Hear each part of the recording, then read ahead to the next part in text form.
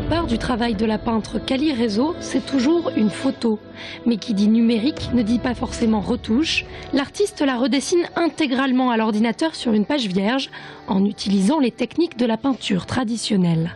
C'est pas juste un crayon numérique, d'accord. Vous créez, comment dire, c'est comme si vous aviez un pinceau humide, puis un pinceau sec, etc., comme en peinture. Vous mélangez les couleurs et après l'ajout des textures, etc. Donc c'est vraiment de la peinture, mais numérique. Résultat, des tableaux aux couleurs chaudes, représentant principalement des femmes, au gré des différentes influences de l'artiste. Là, par exemple, on retrouve certaines choses qu'on peut avoir dans les peintures de Klimt, au niveau de la composition, au niveau des couleurs, au niveau aussi, par exemple, de ce genre de petits motifs. Là, on est vraiment sur quelque chose de très réaliste. Après, donc, ce que j'aime bien aussi, c'est qu'elle fait parfois vraiment des mélanges. Vous voyez, là, par exemple, les yeux sont très grands. Vous voyez, donc, alors, façon manga, même si on n'a rien à voir avec le manga. De la peinture numérique donc, mais les poils du pinceau viennent parfois finaliser l'œuvre.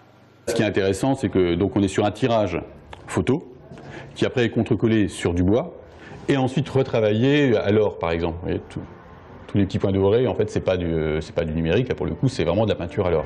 Des toiles dont les prix de vente varient de moins de 100 € jusqu'à 800 € pour les pièces uniques. Elles sont exposées au Grand Hôtel de Tours jusqu'au 14 mai.